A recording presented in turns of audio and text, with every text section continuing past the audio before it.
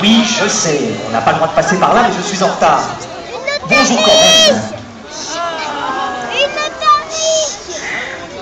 Bonjour tout le monde. Bon, je te suis. Montre-moi le chemin. C'est par là?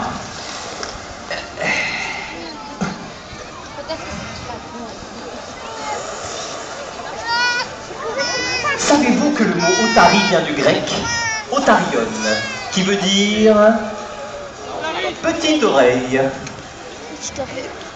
Le mot dauphin aussi vient du grec delphis, qui signifie esprit de la mer. On leur doit beaucoup aux Grecs.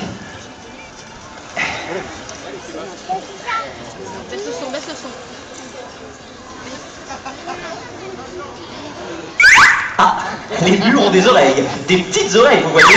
C'est par là, merci. Alors que les phoques sont juste pourvus d'un orifice auditif, sans pavillon externe.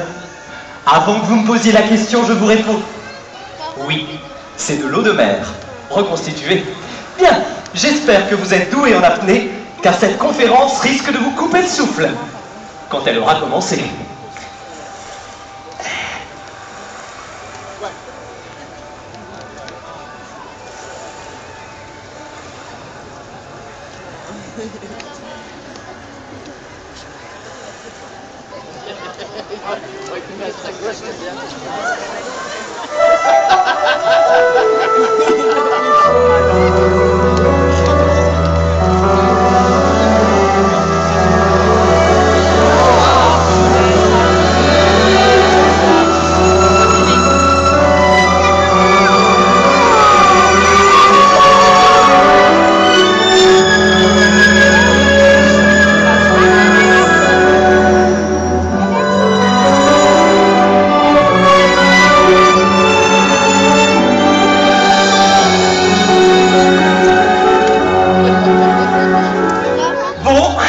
J'avais prévu de vous montrer des photos sur mon ordinateur. On improvise. Tiens, petit sondage. Quelles sont les personnes parmi vous qui sont là parce qu'elles ont envie de voir des dauphins, des otaries? Allez-y, levez la main, les grands, les petits. Formidable. Et quelles sont les personnes parmi vous qui sont là parce qu'elles ont entendu parler de mes conférences? Vous avez complètement raison. Vous avez beaucoup plus à apprendre de ces grands dauphins, ces Tursiops truncatus, que de moi. La planète se réchauffe.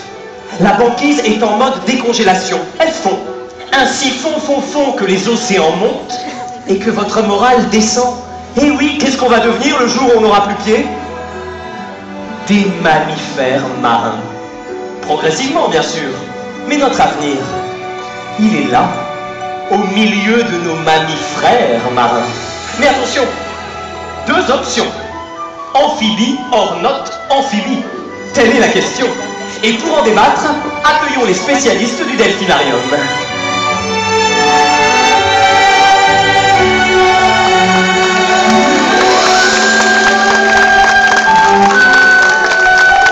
C'est très gentil pour nos soigneurs, mais je voulais parler de vrais spécialistes.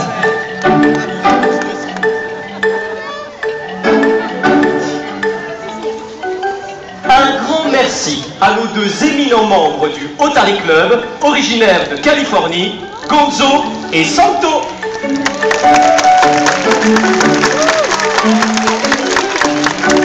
Donc, vous êtes amphibies. Vous vivez dans l'eau et sur terre. Oui, donc. Alors que vous, non. C'est bien ça? C'est bien ça. Et à la question, seriez-vous prêt à cohabiter avec une nouvelle espèce de mammifère marin sympathique? Votre réponse est...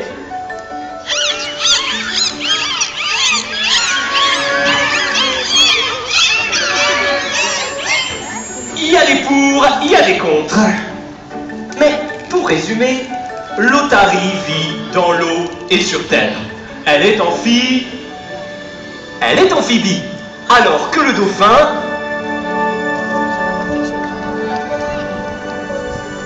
Alors que le dauphin est capable de s'aventurer jusqu'au bord des plages pour chasser les bancs de poissons.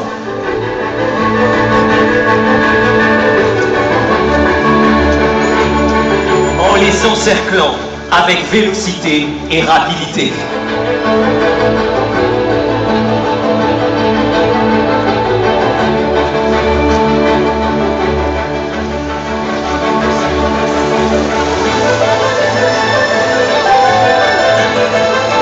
Il peut atteindre des vitesses de plus de 40 km/h grâce à son corps puissant et profilé. Le corps puissant et profilé, on l'a, c'est bon. Qu'est-ce qu'il nous manque? Je vous pose la question. Des nageoires. Exactement, des nageoires.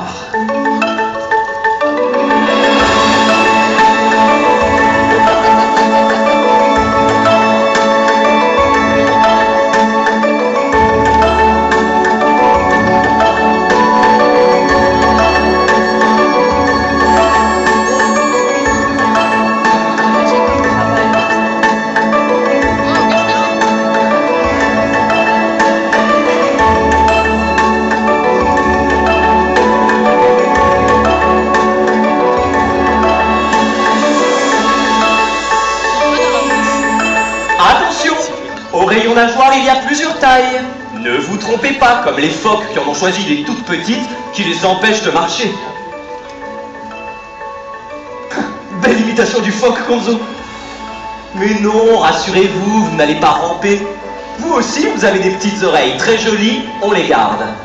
En revanche, ô sublime mammifère des gradins, votre nez, aussi charmant soit-il, dans l'eau, vous n'en aurez plus besoin. Vos narines vont progressivement remonter vers le haut du crâne, là où se trouve l'évent, la narine par laquelle respire le dauphin.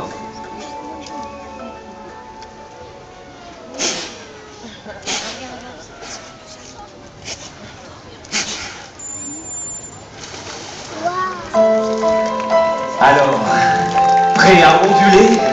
Prêts à virevolter sous les vagues, les enfants? Oui, mesdames, oui, messieurs, vous allez évoluer dans l'eau mieux que sur terre.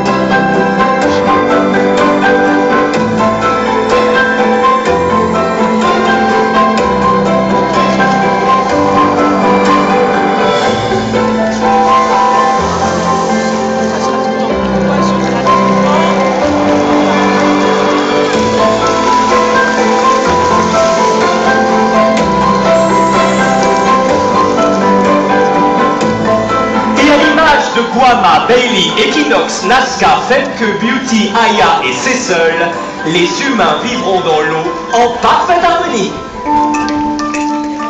Ou pas. Ah bah oui, faut pas rêver. Si vous avez un sale caractère sur Terre, vous aurez un sale caractère dans l'eau.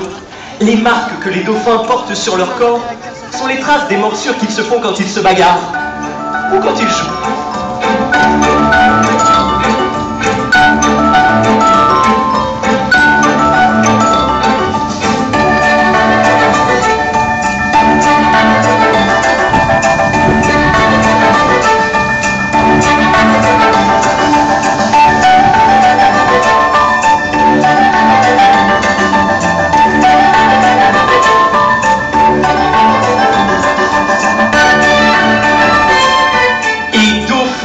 Et otaries ne vivent pas du tout en parfaite harmonie. C'est deux mondes à part qui ne fréquentent pas les mêmes soirées.